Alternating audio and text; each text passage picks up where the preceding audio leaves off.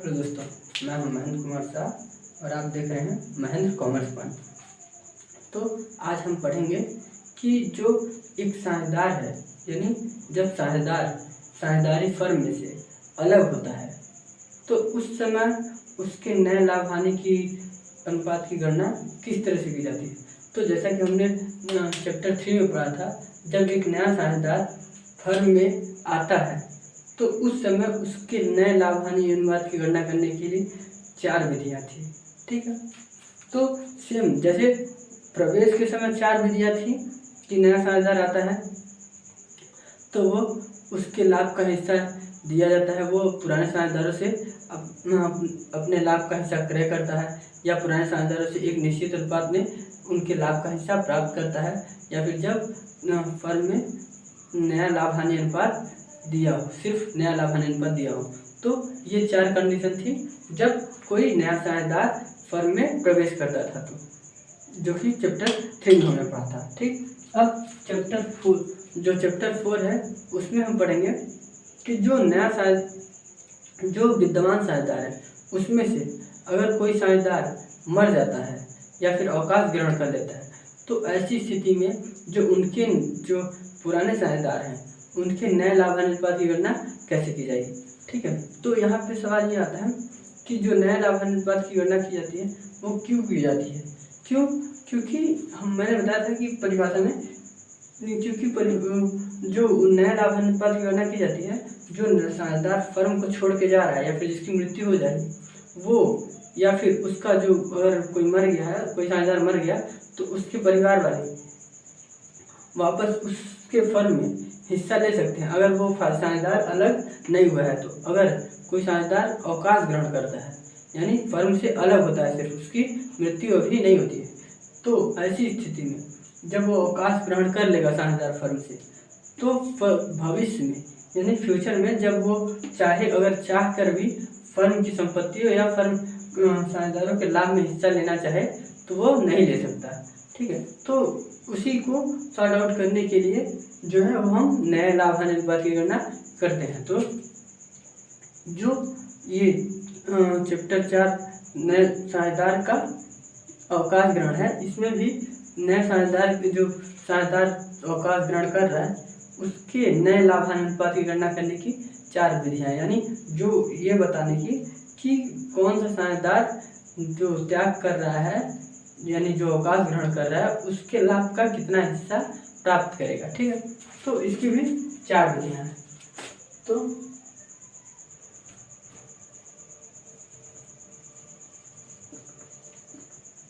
अवकाश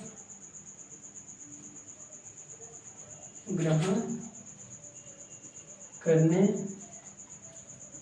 की विधि,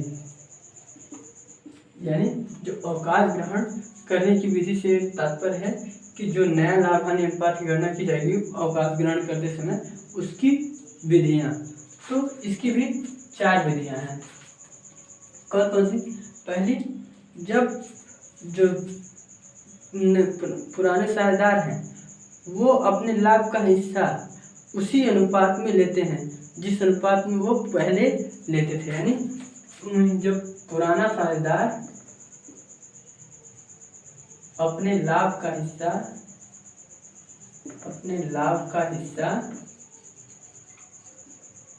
पुराने अनुपात में ही ले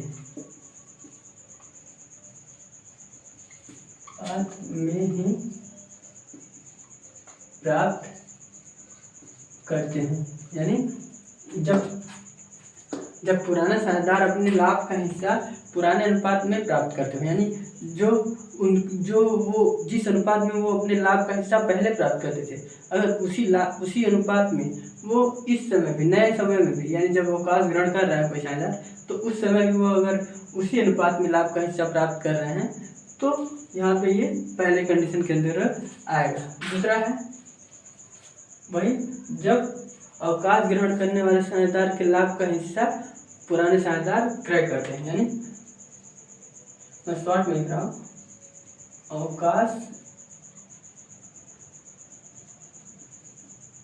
ग्रहण करने वाले का हिस्सा पुराने साझेदार क्रय करते हों। ठीक, ये दूसरी स्थिति है कि जब कोई साझेदार फर्म से अवकाश ग्रहण करता है तो उस स्थिति में, ऐसी स्थिति में जो पुराने साझेदार हैं वो त्याग, यानी जो त्याग करने वाले, या फिर बोल सकते हैं कि जो फर्म से अलग हो रहा है उसके लाभ का हिस्सा उससे क्रय करते हो। तो ये दूसरी विधि थी। और तीसरी है जब अलग होने वाले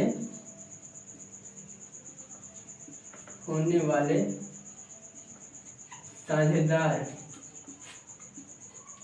के लाभ का हिस्सा कोई एक साझेदार लेता है, का हिस्सा कोई एक ही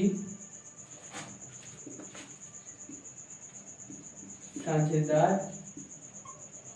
प्राप्त करे। ठीक, तीसरा कंडीशन है कि जब जो साझेदार फर्म से अवकाश ग्रहण कर रहा है उसके लाभ का हिस्सा, यानी उसके लाभ का हिस्सा जितना भी हो वो पूरा का पूरा एक ही साझेदार प्राप्त करता है, तो ऐसी स्थिति में ये तीसरा नियम लागू होता है। ठीक, और चौथा, जब विद्यमान या पुराने साझेदारों का पुराना लाभ नया लाभ हानि अनुपात दिया हो, यानी पुराने साझेदारों का नया लाभ हानि दिया हो। ठीक, तो ये चार कंडीशन है कि जब साझेदारी फर्म से कोई साझेदार फर्म से अलग होने का या फिर फर्म से अवकाश ग्रहण करता है तो उस समय उसके जो लाभ हानि करने की विधियां हैं, लाभ हानि की गणना करने की विधियां हैं, वो चार तरह से की जाती है, यानी चार मूल्यों के आधार पर की जाएंगी। पहली, पुराना अपने लाभ का हिस्सा पुराने अनुपात में ही प्राप्त करते हैं, यानी पुराने साझेदार यानी जो पुराने साझेदार हैं यहाँ पे वो अपने लाभ का हिस्सा पुराने अनुपात में ही प्राप्त करते हों। तो ये पहला कंडीशन है। और दूसरा है अवकाश ग्रहण करने वाले का हिस्सा पुराने साझेदार क्रय करते हैं, यानी जब कोई साझेदार फर्म से अवकाश ग्रहण करता है तो उस समय जो उसके लाभ का हिस्सा है उसे जो शेष विद्यमान साझेदार हैं, यानी जो शेष बाकी बचे साझेदार हैं, वो उनके लाभ का, यानी अलग होने वाले साझेदार के लाभ का हिस्सा क्रय कर लें। तो ये दूसरा कंडीशन होता है। और तीसरा है जब अलग होने वाले साझेदार के लाभ का हिस्सा कोई एक ही साझेदार ले लें, यानी मान लेते हैं एक फर्म में ABC 3 साझेदार है, ठीक, जिसमें से C फर्म से अवकाश ग्रहण कर रहा है। तो ऐसी स्थिति में C का हिस्सा 1/2 था, तो ये C का हिस्सा 1/3 था, तो ये पूरा का पूरा 1/3 हिस्सा या तो B ही प्राप्त कर ले या तो फिर A ही प्राप्त करे, यानी सिर्फ एक प्राप्त करे कोई भी। तो हम मान लेते हैं कि यहाँ पे जो C के लाभ का हिस्सा था 1/3, तो उसे पूरा का पूरा कौन ले लिया, B ले लिया। तो ऐसी स्थिति में ये तीसरा नियम लागू होगा। और चौथा क्या है, पुराने साझेदारों का नया लाभ हानि अनुपात दिया हो, यानी जब हम पुराने साझेदार को पुराना लाभ हानि अनुपात के साथ साथ नया लाभ हानि अनुपात भी दिया हो कि ये उनका नया, जब ABC एक फर्म साझेदार है तो C के अवकाश ग्रहण करने के बाद AB का नया लाभ हानि अनुपात 2:3 है, ठीक है। तो इस प्रकार से अगर क्वेश्चन दिया है तो मतलब वहाँ पे चौथा नियम लागू हो रहा है, ठीक। अब इसको गणना करने की, पुराने साझेदारों के लाभ का हिस्सा पुराने अनुपात में ही प्राप्त करते हैं, यानी जो साझेदार हैं, जो विद्यमान साझेदार हैं, अब हम देख लेते हैं कि किस तरह से इसका क्वेश्चन सॉल्व किया जाए। एक एग्जाम्पल हम यहाँ पे देख लेते हैं पहले का। तो हम एक एग्जाम्पल देख लेते हैं। तो मान लेते हैं कि X, Y और Z एक्स वाई और जेड एक फर्म के साझेदार थे जो 1, 2 और 3 के अनुपात में अपने लाभ हानि को बांटते थे, यानी 1, 2, 3 के अनुपात में अपने लाभ हानि का विभाजन करते थे। और ऐसे में जो जेड है ये फर्म से अवकाश ग्रहण करने लगता है। ठीक, जो जेड है वो फर्म से अवकाश ग्रहण करता है।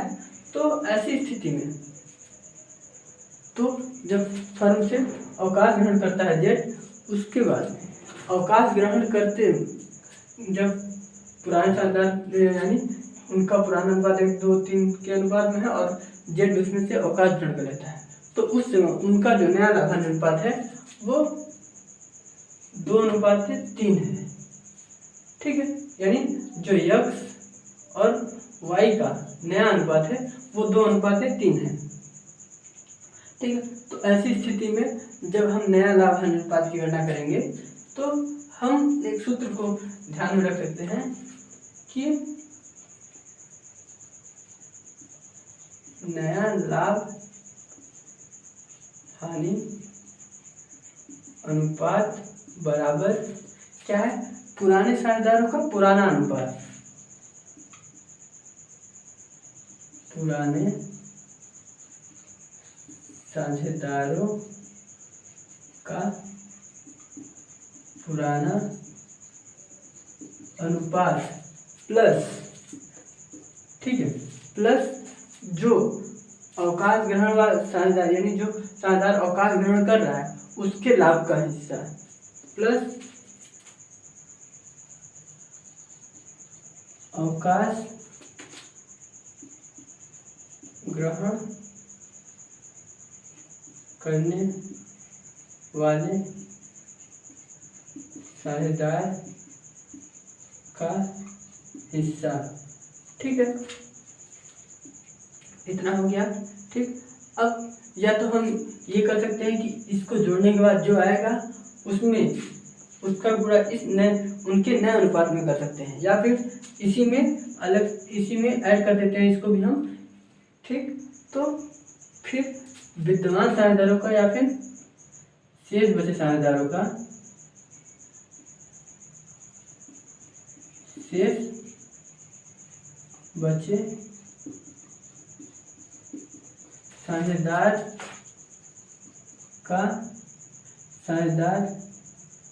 के नए लाभ का हिस्सा। ठीक है, ये एक सूत्र बना लेते हैं हम, क्या कि जब नया लाभ हानि अनुपात की गणना करनी हो या फिर नया लाभ हानि अनुपात या फिर प्राप्ति अनुपात कह सकते हैं हम, प्राप्ति अनुपात की गणना करनी हो तो उस समय हम क्या करेंगे, जो पुराने साझेदारों का पुराना अनुपात है यानी ये इनका पुराना अनुपात है, पुराने साझेदारों का पुराना अनुपात है, प्लस अवकाश ग्रहण करने वाले साझेदार का हिस्सा, यानी यहाँ पे जेड अवकाश ग्रहण कर रहा है तो इसका जो हिस्सा है वो प्लस में हो जाएगा पुराने साझेदारों के पुराने लाभ के हिस्सा के साथ, और फिर गुणे में क्या हो जाएगा, शेष बचे साझेदार के नए लाभ का हिस्सा, यानी जो शेष दो बचे हैं इनके नए लाभ का हिस्सा इसके गुणे में हो जाएगा उसके। तो इसको जब हम सॉल्व कर देंगे तो हमारा नया लाभ अनुपात या फिर प्राप्ति अनुपात कह सकते हैं कि निकल जाएगा। तो ये तो हमने बोल के देख लिया, अब इसको हम सॉल्व करके देख लेते हैं कि कैसे।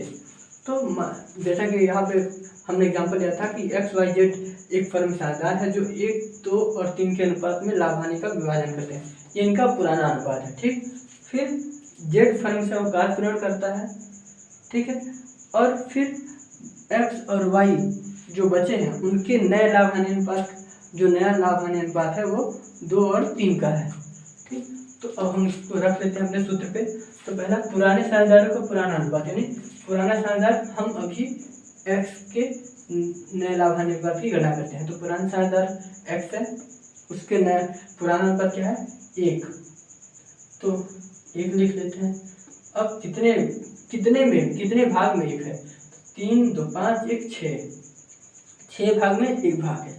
ठीक, अब फिर प्लस लिख देते हैं, अब प्लस लगा दिया हम। अब अवकाश ग्रहण करने वाले साझेदार का हिस्सा, यानी जो अवकाश ग्रहण कर रहा है साझेदार उसके लाभ का हिस्सा, तो उसके लाभ का हिस्सा कितना है 3, तो हम 3 लिख दिए बटे अब कितने हिस्से में तीसरा हिस्सा उसका, तो 3 2 5 1 6, छठवें हिस्से में 6 हिस्से में से 3 हिस्सा है इसका। ठीक, अब फिर तीसरा जो इंटू का क्या लिखा है, शेष बचे साझेदार के नए लाभ का हिस्सा, यानी जो शेष बचे साझेदार है उनके लाभ का जो नया लाभ का हिस्सा है, यानी ये जो शेष बचे हैं एक्स और वाई शेष बचे, क्योंकि जेड तो निकल गया, तो उनके जो नए लाभ का हिस्सा है, यानी एक्स के नए लाभ का हिस्सा कितना है 2, तो यहाँ 2 लिख देते हैं, बटे कितने में 2 हिस्सा है, मतलब कितने भाग में दूसरा हिस्सा है, 2 हिस्सा है, तो 3 2 5, 5 हिस्से में दूसरा हिस्सा है। ठीक है, अब हम इसको क्या करेंगे, अब इसको हम सॉल्व कर देंगे।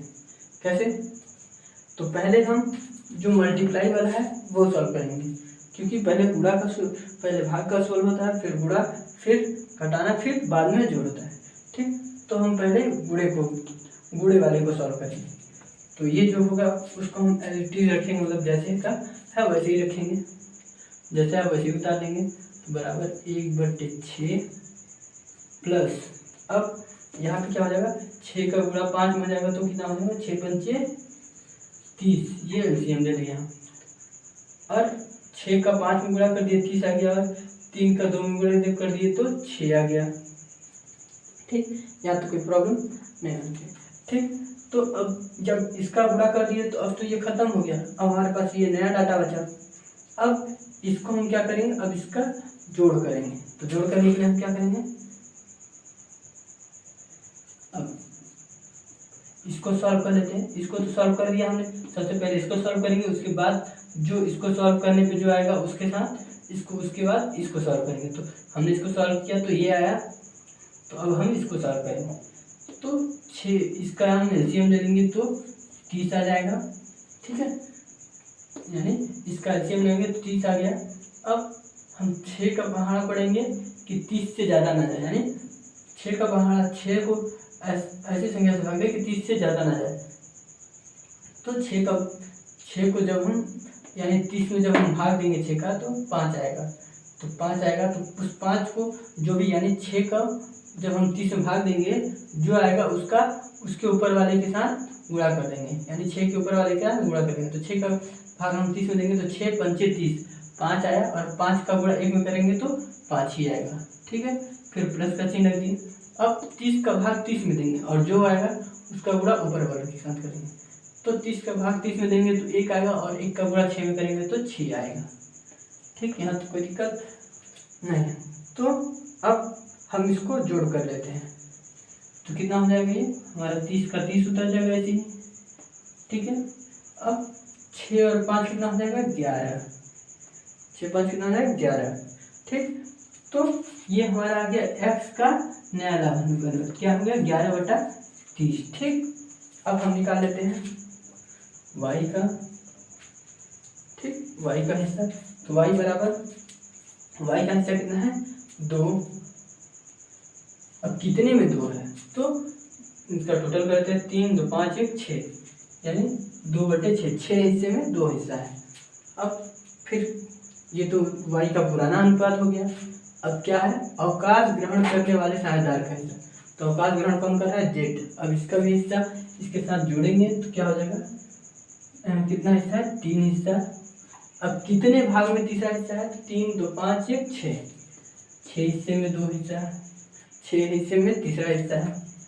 अब फिर ये मल्टीप्लाई का चिन्ह लगा दिए। अब क्या लिखा, शेष बचे साझेदार के नए लाभ का हिस्सा, शेष बचे साझेदार के नए लाभ का हिस्सा। नया लाभ क्या है 2, एक्स का तो 2 है, और वाई का, अभी हम वाई का निकाल रहे हैं तो कितना है 3 लिख दिए भाई। अब कितने हिस्से में तीसरा हिस्सा है, तो 3 2 5, इसको इनका टोटल करेंगे तो 3 2 5, यानी 5 हिस्से में तीसरा हिस्सा है। ठीक है, अब इसके बाद इसको भी सॉल्व कर देते हैं। तो सबसे हम पहले जो गुणे का चिन्ह लगा है उसको सॉल्व करेंगे, और इसको सेम टू सेम लिख देंगे, तो 2/6 प्लस, अब इनका हम गुणा कर लेंगे, तो सामने सामने गुणा करेंगे तो 6, इसका गुणा किए तो 6 पंचे 30 आ गया, और इसका गुणा किए तो 3 तिकाई 9 आ गया। ठीक, ये 9 है, 3 तिकाई 9 आ गया। ठीक, अब उसको तो सॉल्व कर लिए हम, तो ये आ गया। अब इसको सॉल्व करते हैं। तो अगर जैसे इसको सॉल्व करेंगे तो हमारा नया लाभान अनुपात या प्राप्ति अनुपात प्राप्त है। तो इसको सॉल्व कर लेते हैं। तो y बराबर, अब इन दोनों 6 और 30 में से इन दोनों का एलसीएम लेंगे। तो इसका एलसीएम ले लिए तो आ गया 30, ठीक है। अब 30 आ गया। अब 30 को मतलब 30 में 6 से भाग देंगे और जो आएगा उसका गुणा उसके उसके उसके ऊपर वाले के साथ करेंगे। तो 6 से जब भाग देंगे हम 30 में, तो 6 पंजे 30, 5 आता है। और 5 का गुणा 2 में करेंगे तो 5 दूनी 10 आता है। तो हम 10 लिख देते हैं, ठीक है। प्लस अब 30 का भाग हम देंगे 30 में, तो 30 का भाग 30 में देंगे तो 1 आएगा। और 1 का गुणा 9 में करेंगे तो 9 ही आएगा, ठीक है। अब इनका हम टोटल कर लेते हैं, इसको जोड़ लेते हैं। तो 30 का 30 उतर गया। अब 10 + 9, क्योंकि प्लस का चिन्ह है, अगर माइनस का चिन्ह होता तो घट जाता है, लेकिन प्लस का यानी जोड़ का चिन्ह है तो 10 और 9 19 लिख दिए। तो y का हिस्सा कितना हो गया 19/30, यानी जो x और y का नया लाभ हानि अनुपात निकल के आया वो क्या आ गया,